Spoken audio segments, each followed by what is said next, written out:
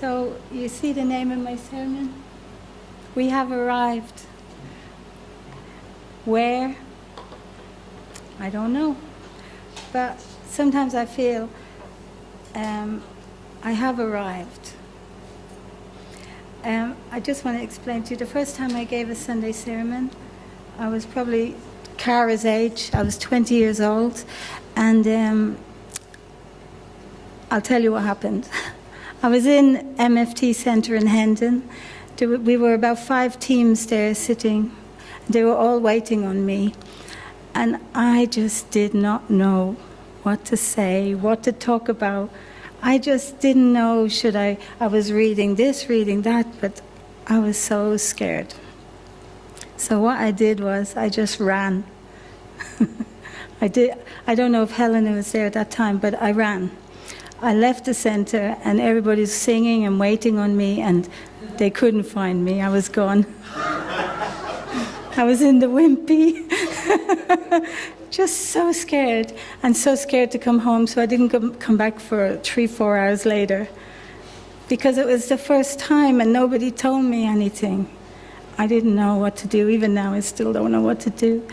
But all I know is I'm just sharing some experiences with you.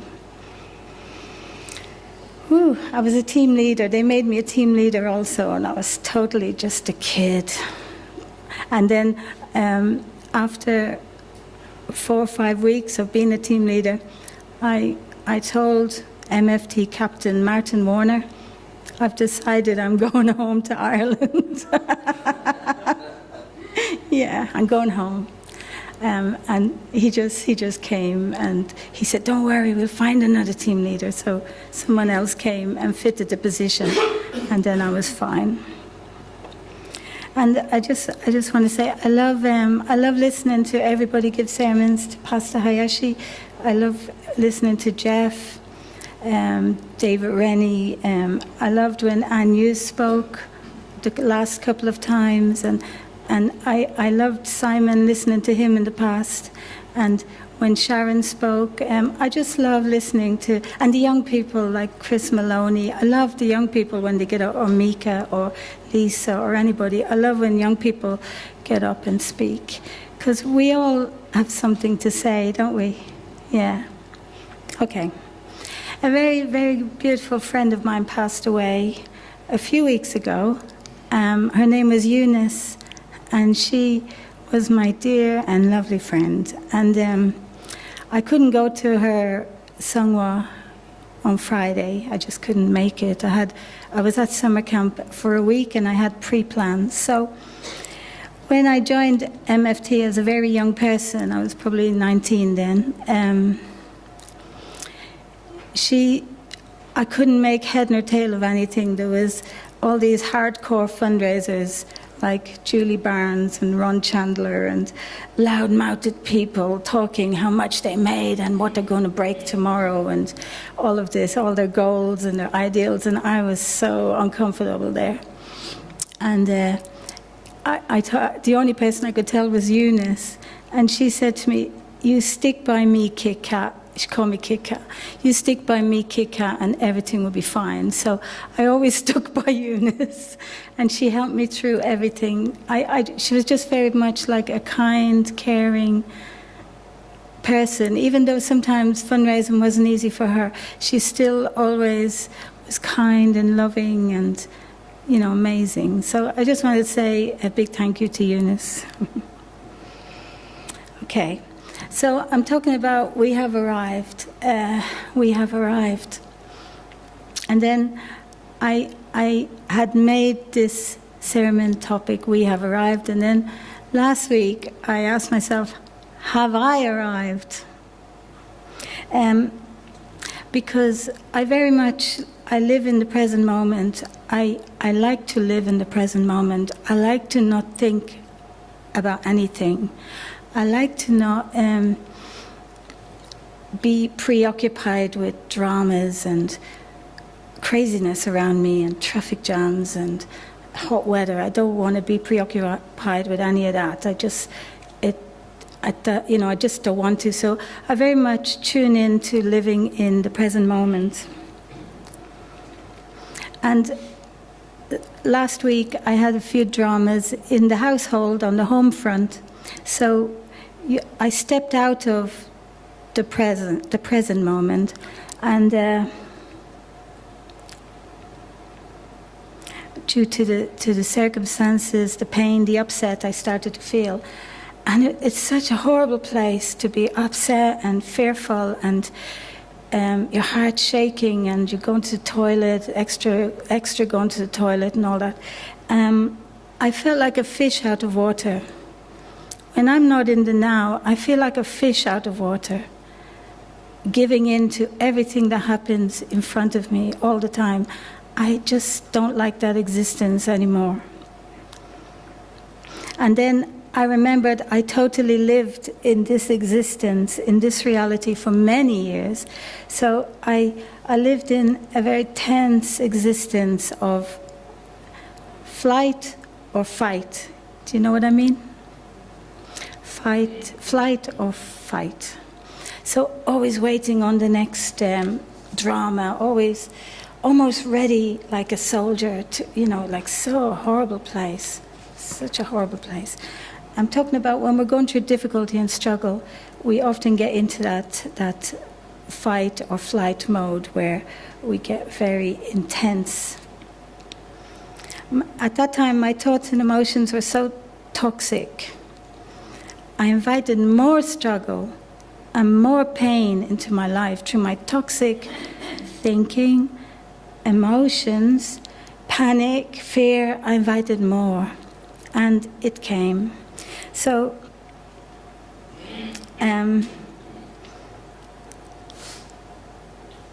that's why I'm asking, have I arrived? But I started writing a diary when I joined MFT 20 years ago. And I wrote a poem, but this was years later. But I got my box of diaries out last night, and I found a diary when I wrote this poem. It was 2001. And the poem was called Sink or Swim. Otherwise, like Live or Die. That was the name of the poem. Do I sink, do I swim? And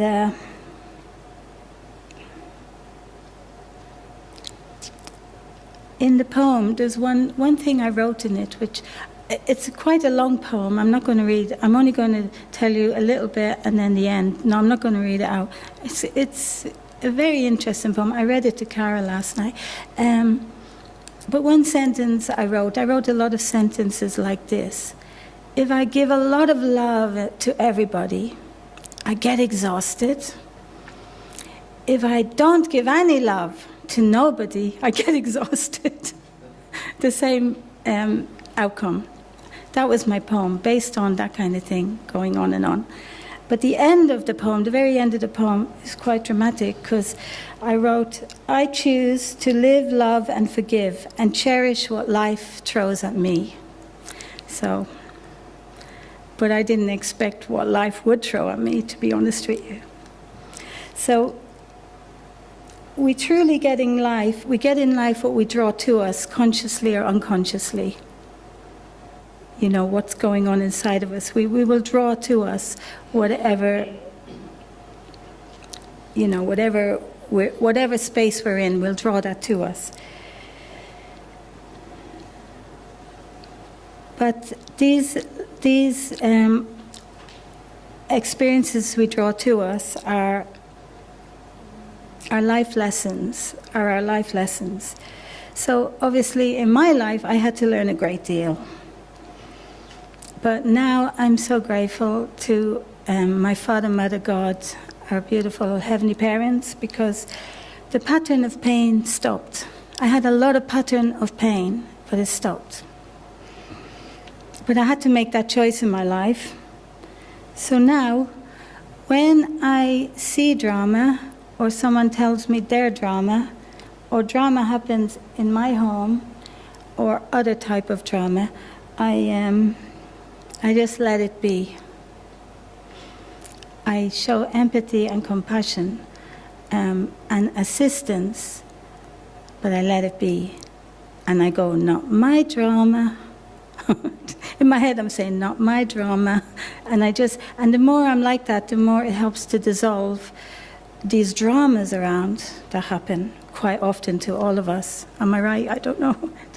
I don't know if you guys have dramas. Yeah. Okay. And have you ever noticed that the same circumstances keep appearing in your life? And have you noticed that some people love drama? Have you noticed that? I don't know. I've seen people who, like when I'm on the bus, there's people talking about their drama so loud on the mobile phone. What did you do now? Oh, why? And swearing, and they're so into their drama. I'm just baffled that they can be in that reality, you know? And I don't know who watches EastEnders here. I don't. But it's just drama, crazy drama. What about all these Korean dramas? I wouldn't even go there. I've never gone there. But one of my kids used to be hooked, but not anymore. Because it's all drama. So on Friday, I couldn't go to Eunice's Songhwa because an old couple I know were moving. So I already promised I'll be there to assist them. He's 96 and she's in her 80s. So I had to go to, anyway, I don't want to explain everything, it's too complicated. But they had flooding in their flat. The insurance had to redo their flat. They were in another flat, and I had to go to the other flat with Wally, who's 96, and I don't like going in the car with him. I don't like it because he's 96, and his perception is very wonky, and his reflexes are very slow, and he bangs the curb and everything. But I just said, let it be, it's okay. So when he tried to hold it, how are the kids, Cathy? I say, fine, I don't want to talk to you. Just concentrate on the road. So from Wembley up to Stanmore, I don't want to talk to Wally. And I said to him, I really love the music you're playing. He was playing jazz, and I hate jazz. I don't like jazz at all. And so that he'd let me listen to the music and not talk to me, because we had to go to the flat. Then when we go to the flat, he's very slow and very slow. I've known him for a long, long time, like 15, 16 more years, whatever. But we went into the flat, and whatever he did, we got locked in the empty flat with nothing. I was just going to sweep it out and dust it for the next tenants. And Wally wanted to go down to the cafe to have a cup of tea and read his newspaper, and he couldn't get out. And he called the police. And I couldn't get on with the job because this drama was happening. But I was smiling inside, not my drama. Poor Wally was flustered, so I said, oh, everything will be okay soon. You can have a nice cold drink and relax. Everything's okay. So anyway, there was a few dramas going on, but when a drama is not yours, you don't have to get involved, right? But do you notice people do get involved with other people's dramas? I know I used to. Yeah? Anyway. Yeah. Last week I was on summer camp, and it's so lovely to be with lots of children, because children are amazing. They just express themselves so freely and very sweet. And babies and young children, when you're young, like really young, when babies are like up to this age, they really know they're the center of the cosmos, so they do everything to attract your attention. And you know, it's all beautiful and sweet. And they get a lot of love and attention. I want to just in the diary I picked up last night from 2001, I found in the end of my diary, the end of every day, I always wrote sayings, what the kids said, funny, and so much laughing. Funny things, naughty things, cute things, tired, whatever. So Cara, on 2 different days, one day, like what she used to do, I put her to bed and sing her the little song and pray and just put her in the cot. And then everything would be fine. And an hour later, she used to just come in, hello everybody, I'm awake now. You know, like kids, they're just so sweet. And this used to happen all the time, like quite a lot. Or, hiya, I'm awake. Like that, meaning she couldn't sleep. Yeah. And another experience, we were on the bus, and she's talking, I'm sitting this way, and she's talking to someone, she's standing talking to someone behind. And the man behind said, oh, I bet your mum and dad love you. And she said to him, well, everybody loves me. So this is the young child. They're so full of awareness and who they are. They know who they are, and it's very beautiful. But sad to say, as children grow up, they lose their free spirit, and more they try to conform to the rules of the life, in school, at home, to the rules of the adult world, or the rules of this and that. And it chips away at them, the free spirit. After I got divorced, that was a word I couldn't use for about 7 years. I couldn't even say it. So when I had to go to the bank with official things, the word never come out. I'd say I, and the word couldn't come out. That word was never in my vocabulary. It was a word, it was very distasteful, and I didn't like it. But I can say it now. But that word used to make me gag wherever I was. But I had, after divorce, I choose to heal myself because I wanted to be happy. And I know there's always so much beauty and goodness in the world. And I had 3 beautiful, young people around me, 3 beautiful, inspiring children who were there, who needed me.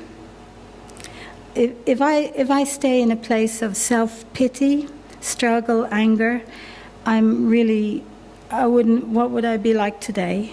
I don't know. But we can't stay in a space of anger and struggle and fear. A few weeks ago, Simon gave a sermon.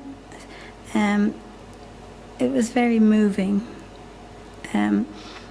He spoke about accept the difficulty, embrace it, and go through it. It has a life lesson for us. So we do get our situations where something will come to us, but if we see that it has a life lesson for us to embrace, to accept. I know so many of you, brother and sister, have gone through things, and you're still sitting here smiling and shining, and I just feel overwhelmed that you kept yourself together through all the hard times, and it's very moving.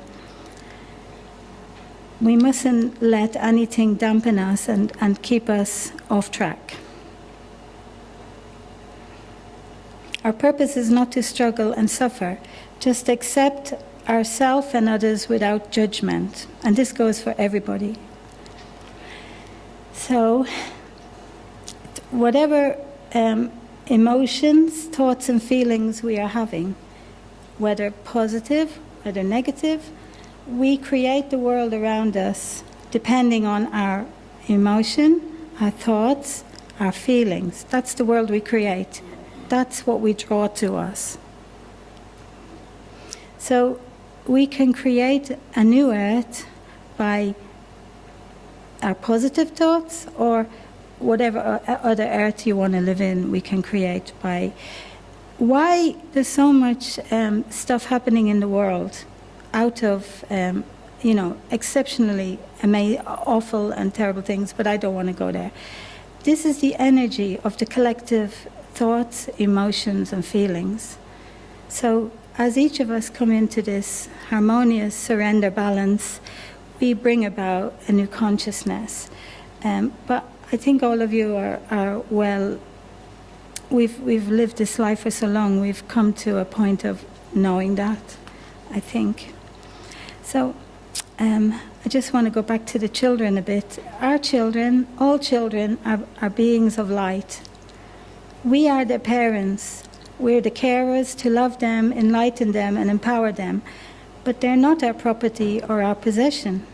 They are each a unique spark of our beautiful Father, Mother, God, our Heavenly Parents. We had a very nice week at camp. There was about 37 children, lots of new faces. There's about 10 teenagers, and then there was 10 young adults and old adults like me and Uncle Chris and Sharon and Aniko and AJ. You know, there was that was the older adults, but then the young ones. So it's just a lovely gathering. So we empower the children by being ourselves and living in the present moment. Give full attention and bring awareness, because they already have those amazing ingredients. They're with it already. But if the adult isn't with it, you know. So it wasn't a challenge. It was a great joy to be in their presence, the children. So have I arrived, or have you arrived? I feel we arrive when we know how powerful we are. We are the light and love of our Heavenly Parents. So we can choose to love ourselves wholly and completely, as Heavenly Parents love us, beyond measure. So then we have arrived when we come to a place of peace, surrender, and acceptance of all that is. If old rules don't suit you anymore, like if you're fed up with certain rules and stuff, in your job, daily routine, feeling trapped, maybe, you feel less than, everybody has more than me, or lack of, those feelings don't do anybody any good. Or habits, maybe you've got bad habits. We all have. Maybe you have good habits. Maybe you do things that you don't want to do anymore. Maybe you have addictions, or attachments to your children, or attachments to somebody who you need to be in their life all the time, but this person is not serving you well. Attachments. So I don't mean husband and wife, honestly. I'm just, neighbors or anybody. Sometimes we get involved in these kind of attachments when we have to live from a higher space, beyond that. And nothing stays the same in life. Everything, a lot of people have the fear of change, including I used to have the fear of change. The fear of change, but change is good, because change means the hard times are going to pass. And when you're having the good times, don't be worrying about the hard times. Enjoy the good times, out with friends, in the park, laughing, good joke, dancing, everything. Enjoy the good times. And when you have hard times, they don't stay. They never stay. They pass. And I know that. But when you're there, I'm glad to be able to say that to you, because I didn't know they would pass a time in my life. But yeah, we all know things will pass. So, whatever our situation, we can always move into a new reality. We're like human beings, like 3D. We can just, our spirit body, our spirit body, we can just step into a new reality, spiritually, totally. The reality of our emotions, our feelings, our thoughts, whatever we're thinking. And love ourselves and accept ourselves. If we step into, we can step into any reality we want. Years ago, I had a neighbor, and she was such a happy person, and her husband died when she was quite young, and she had 5 children, and she made my Holy Communion dress, and she was always kind and helping everybody. But people who say she's pretending to be happy, you know, she's not happy. She's just, she's in la la land. You know, she's a bit away with the fairies, but she wasn't. She was in her own reality of beauty, goodness, and truth, or whatever. Maureen Brennan was her name. And she only died about 7 years ago or 8 years ago. I knew her all my life. So step out of one reality and live in a new reality, because heaven is a state of mind. And that's all I'd like to say. And I'd like to ask Cara to pray. Is that okay? Thank you. Please join me in prayer. Dearest Heavenly Parents, good morning again. I'm very grateful that we could all hear Cathy's, my mum's, sermon this morning. I feel there were a lot of pieces, little nuggets of gold to hold on to and inspire us for the rest of this week, for the rest of this month, and truly, if we can remember well enough and really absorb it for the rest of our lives. Even at the age of 20, Heavenly Father, I can understand that it's easy to lose that childlike innocence that my mum was talking about. That innocence and confidence that all children have, that they know how great they are, they know how talented they are, they're ready to show anyone who asks them how amazing they are. And yet, society molds us to become so ashamed and so reserved and so unconfident in who we are and what we can do. So I pray that we can all keep that in our hearts and really remember that there is no shame apart from the shame we inflict upon ourselves. And that we may all feel a confidence and a greater joy in just being the beautiful people that we all individually are. So I thank you for this sermon and pray that we can reflect deeply in our hearts now for the rest of the week. And I pray and report this in my name, Cara Hayes, and on behalf of my mum, Cathy Hayes of a Central West Family, RG.